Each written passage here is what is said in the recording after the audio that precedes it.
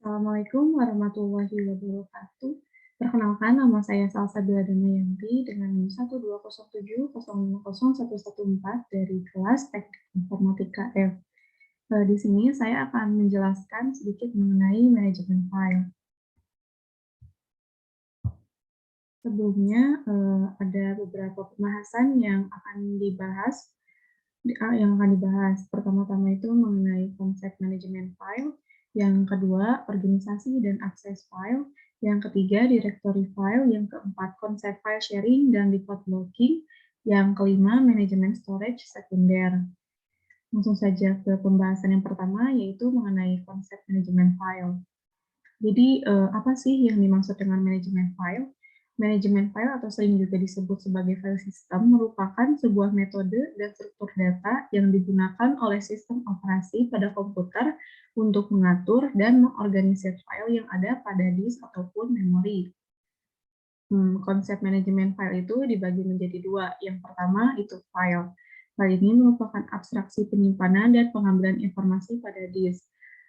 Pada pada file ini, jadi pada abstraksi file ini, user tidak akan dibebani dengan rincian cara dan letak penyimpanan informasi serta mekanisme kerja perangkat penyimpanan data. Lalu yang kedua itu adalah directory. Directory itu berisi informasi tentang file. Directory adalah file yang dimiliki oleh sistem operasi dan dapat diakses secara terus-menerus di sistem operasi.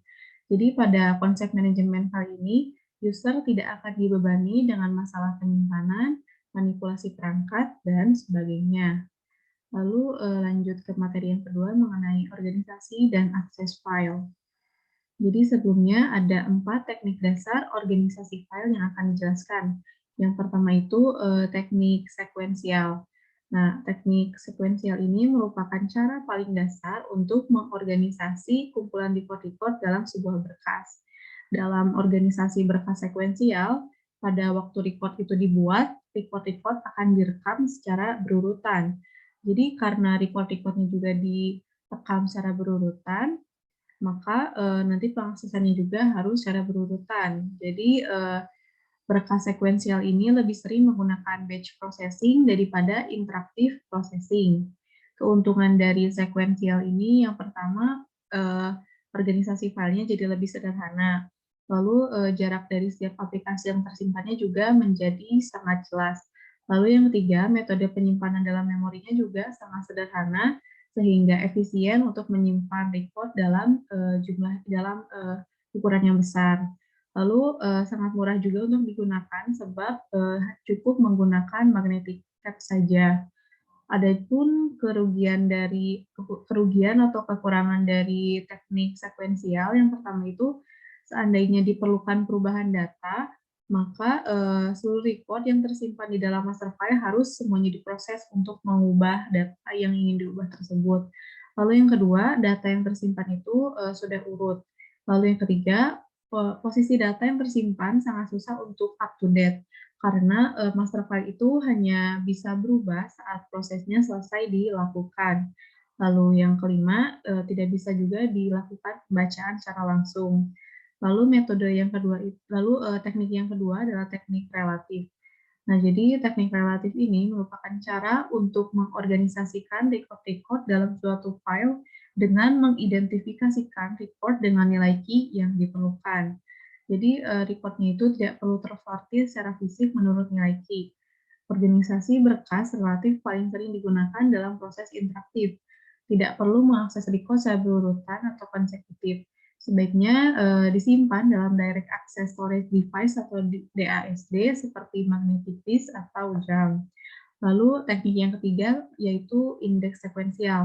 Nah, teknik ini merupakan perpaduan terbaik dari teknik sekuensial dan random file. Teknik penyimpanan yang dilakukan itu menggunakan suatu indeks yang isinya berupa bagian data yang sudah tersortir. Indeks ini diakhiri dengan adanya suatu pointer atau penunjuk yang bisa menunjukkan secara jelas posisi data yang selengkapnya. Indeks yang ada juga merupakan record key, sehingga kalau record key ini dipanggil, maka seluruh data juga akan ikut terpanggil. perbedaan dari teknik indeks sekuensial dan sekuensial itu, jadi buat sekuensial dapat dianalogikan sebagai suatu rekaman lagu yang disimpan di dalam kaset. Nah, kalau misalkan kita ingin mengakses lagu yang kelima nih, kalau di rekaman itu kan kita harus melalui dulu lagu ke-1, kedua, seterusnya sampai nanti kita bisa memutar lagu yang kelima. Nah, pada teknik sekuensial juga sama. Misalkan kita ingin mengakses record yang kesekian, maka kita juga harus melalui record-record sebelumnya sebelum kita bisa mengakses record yang kita inginkan. Lalu indeks sekuensial itu dapat dianalogikan sebagai daftar isi dalam buku. Nah, halaman-halaman dalam daftar isi itu tuh bisa analogikan sebagai indeks-indeksnya gitu. Lalu adapun keuntungan dari menggunakan teknik indeks sekuensial ini yang pertama sangat cocok untuk digunakan untuk menyimpan batch data ataupun individual data. Lalu yang kedua, dibandingkan sekuensial file, pemanggilan datanya akan lebih cepat karena yang tadi ada bantuan dari indeks data tersebut. Lalu adapun kerugian dari teknik indeks sekuensial, yang pertama, akses atau pemanggilan data tidak dapat disamakan dengan random atau direct access file. Lalu yang kedua, memerlukan ruangan ekstra untuk menyimpan indeks datanya. Lalu yang ketiga, memerlukan hardware dan software yang lebih kompleks lagi karena emang tekniknya juga lebih kompleks. Lalu teknik yang keempat yaitu teknik multi-key. Nah, teknik multi-key ini merupakan organisasi file yang dapat mempunyai sebuah file yang diakses dengan banyak cara. Inti dari organisasi berkas ini adalah suatu berkas atau file harus dapat diakses secara langsung atau direct dari berbagai kunci atribut atau key field yang sudah ditentukan. Lalu lanjut cara akses organisasi file. Nah, untuk cara aksesnya itu ada dua. Yang pertama, direct access. Direct access ini merupakan suatu cara pengaksesan record yang langsung tanpa mengakses seluruh recordnya. Jadi langsung diakses recordnya. Kalau yang kedua itu sequential access seperti yang sudah dijelaskan sebelumnya. Jadi untuk cara ini tuh harus melalui dulu pengaksesan record-record sebelumnya sebelum menuju record yang ingin ditujunya gitu. Lalu lanjut ke materi selanjutnya mengenai directory file. Directory adalah penamaan koleksi file. Ini adalah cara untuk mengelompokkan file sehingga file itu dapat diatur. Directory dalam sistem operasi diwakili sebagai file. File directory berisi data tentang file lain di directory. Directory berisi nama file, jenis file, alamat di disk di mana file disimpan, dan ukuran file saat ini. Directory juga dapat berisi informasi tentang perlindungan file dan mungkin juga berisi informasi tentang ketika file diciptakan dan ketika file itu terakhir dimodifikasi. Lalu lanjut ke directory tree. Nah, jadi suatu directory file itu dapat terkandung di dalam directory lain dan di sisi lain itu disebut sebagai subdirectory. Selanjutnya, subdirectory itu juga dapat berisi subdirectory lainnya sehingga menciptakan suatu struktur hierarki. Directory yang mengandung directory lainnya disebut sebagai parent directory. Oleh karena itu, sistem file sering dipandang sebagai pohon directory.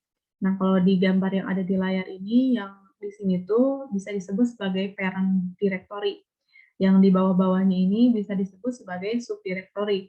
Nah, subdirectory ini kan bisa memiliki subdirectory lainnya, sehingga nantinya tuh ini semua tuh dapat membentuk suatu hierarki. Gitu. Lalu ke materi selanjutnya mengenai konsep file sharing dan record blocking. Jadi sebelumnya, apa sih yang dimaksud dengan file sharing? File sharing itu tuh adalah suatu aktivitas di mana para pengguna internet bisa meng-share folder ataupun file bersama dengan pengguna internet lainnya dengan cara penyedia filenya itu harus mengupload dulu file yang akan di-share-nya ke komputer server, lantas nanti pengguna internet lainnya bisa mendownload file tersebut dari komputer server. Nah, adapun metode dari file sharing itu ada 4. Yang pertama, perangkat penyimpanan yang bisa dipindahkan atau perangkat portable. Nah, jadi pada penyimpanan portable ini kita bisa mencabut dan memasang si perangkatnya sehingga filenya itu bisa terbaca di perangkat manapun. Contoh dari perangkat penyimpanan portable tuh kayak hard disk, memory card, USB, dan lain sebagainya. Lalu yang kedua, World Wide Web atau WWW yang berbasis dokumen hyperlink. Jadi hyperlink ini adalah suatu fitur yang biasa kita temukan dengan mudah di dalam slide presentasi, artikel, dan berbagai dokumen jenis lainnya. Jadi pada hyperlink ini tuh kita sharing filenya melalui linknya gitu. Jadi nanti tuh pengguna lainnya jika ingin mengakses file yang kita sharing itu tinggal klik linknya gitu. Nanti bisa langsung menuju file yang ingin di-sharingnya gitu. Lalu yang ketiga, metode yang ketiga, pemasangan jaringan server file hosting yang terpusat. Nah, jadi pada metode ini tuh pengguna internet dapat berbagi file dengan pengguna internet lainnya melalui komputer server. Lalu yang keempat, jaringan peer-to-peer. Nah, pada metode ini tuh penyediaan dan penerimaan file digital melalui sebuah jaringan menggunakan model terpusat atau peer-to-peer. Lalu adapun manfaat dari file sharing. Yang manfaatnya tuh diantaranya sebagai berikut. Yang pertama, jadi adanya kemudahan dalam berbagi berkas kepada orang lain yang tak terbatas jumlahnya. Lalu yang kedua, pengelolaan filenya jadi lebih mudah. Lalu yang ketiga, tidak perlu lagi menyimpan data menggunakan perangkat penyimpanan seperti flash disk, CD, ataupun hard disk, karena kan tadi bisa melalui komputer server ataupun bisa melalui hyperlink. Lalu yang keempat, bisa membagi berkas dengan ukuran yang cukup besar. Nah, biasanya tuh masing-masing penyedia memiliki batasan yang beragam, tapi rata-rata berkapasitas hingga 15 GB untuk penyedia yang gratisnya.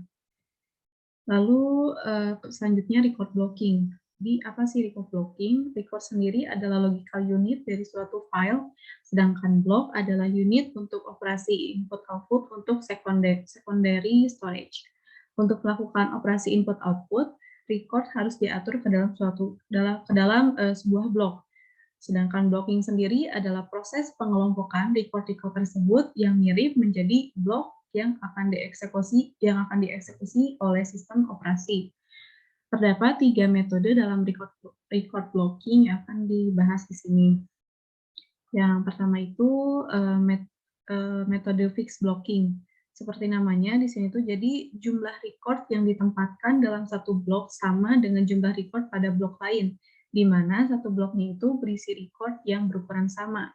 Jadi di metode ini tuh nanti tuh record-record yang ditempatkan di setiap bloknya itu ukurannya harus sama, recordnya harus berukuran sama, gitu kurang lebih untuk metode ini. Lalu untuk metode selanjutnya variable length span blocking. Nah, dalam metode ini tuh record di-pack pada blok berukuran dan dipecah bila menemukan gap antara blok. Di sini record length dapat lebih besar daripada block size. Nah, jadi pada metode ini tuh record size-nya bisa berbeda-beda gitu, nggak usah sama kayak di metode sebelumnya. Nah, di sini tuh kan ini recordnya bisa berbeda-beda, jadi di sini juga ukuran bloknya bakal berbeda-beda. Nah, kalau misalkan nanti tuh pada penempatan record di bloknya tuh kehalang sama gap seperti ini, si recordnya tuh bisa dipecah kalau dalam metode ini kayak gini nih, di record 4 tuh pas penempatan ke bloknya terhalang oleh gap gitu. Nah, nanti tuh recordnya tuh bisa dipecah jadi ke sini dan ke sini, terus juga ini sama di R6 ini, di record 6 ini tidak menemukan gap juga, jadi dipisah di ke sini gitu. Lalu ke metode selanjutnya, metode variable length unspanned blocking. Nah, itu kebalikan dari yang sebelumnya. Jadi kalau di yang sebelumnya tuh kan kalau misalkan penempatan record dalam bloknya tuh menemukan gap, nanti itu kan bisa dipecah kalau di metode sebelumnya. Nah, kalau di metode ini tuh saat penempatan record ke dalam bloknya, kalau misalkan menemukan gap seperti ini tuh tidak bisa dipecah. Jadi penempatannya tuh akan ditempatkan ke blok selanjutnya gitu. Nah, jadi di sebelah sininya tuh dikosongkan gitu. Lalu lanjut ke materi manajemen storage sekunder. Nah, jadi penyimpanan sekunder atau secondary storage ini adalah sarana penyimpanan yang berada satu tingkat di bawah memori utama sebuah komputer dalam hierarki memori. Tidak seperti memori utama, sebuah komputer dalam tidak seperti memori utama komputer, penyimpanan sekunder ini tidak memiliki hubungan langsung dengan prosesor melalui bus, sehingga harus melewati input-output. Adapun ciri-ciri dari storage sekunder ini diantaranya yang pertama non-volatil atau tahan lama. Jadi walaupun komputer itu sudah dimatikan, data-data yang disimpan di storage sekunder ini tidak akan hilang karena datanya tuh disimpan di piringan magnetik. Lalu yang kedua tidak berhubungan langsung dengan bus CPU seperti yang tadi sudah dijelaskan tadi ya, dalam struktur organisasi komputer modern storage sekunder ini tidak terhubung dengan bus CPU, tapi terhubungnya itu dengan North Bridge. Nah, si North Bridge inilah yang akan menghubungkan storage sekunder melalui input-output ke bus CPU-nya gitu. Lalu ciri yang ketiga yaitu lambat. Jadi tentu saja ya data yang berada pada storage sekunder ini karena dia tidak ada di komputernya gitu. Jadi dia tuh akan memerlukan waktu pengaksesan yang lebih lama dibandingkan dengan mengakses data yang berada di memori utama. Lalu yang keempat, harganya cenderung lebih murah. Jadi perbandingan harga yang dibayar oleh pengguna per byte datanya itu jauh lebih murah dibandingkan dengan harga pada memori utama. Lalu adapun fungsi-fungsi dari storage sekunder yang pertama itu menyimpan berkas secara permanen. Data atau berkas diletakkan secara fisik pada piringan magnet dari disk yang tidak hilang walaupun komputernya sudah dimatikan atau yang tadi non-volatil. Lalu yang kedua, menyimpan program yang belum dieksekusi prosesor. Jadi jika suatu program itu ingin dieksekusi oleh prosesor, program tersebut harus dibaca dulu dari disk, lalu diletakkan di memori utama komputer untuk selanjutnya dieksekusi oleh prosesor menjadi suatu proses. Lalu yang ketiga, memori virtual. Jadi memori virtual ini adalah mekanisme sistem operasi untuk menjadikan beberapa ruang kosong dari disk menjadi alamat-alamat memori virtual, sehingga prosesor bisa menggunakan memori virtual tersebut seolah-olah sebagai memori utama. Namun karena letaknya itu berada di penyimpanan sekunder, tentu saja pengaksesan ke memori virtual tersebut tuh akan jauh lebih lambat dibandingkan mengakses ke memori utama, dan juga memori virtual ini bisa jadi menghambat kinerja komputer. Ya, mungkin cukup sekian yang dapat saya sampaikan. Mohon maaf apabila terdapat kekurangan dalam penyampaian saya ataupun terdapat kesalahan. Terima kasih atas perhatiannya. Wassalamualaikum warahmatullahi wabarakatuh.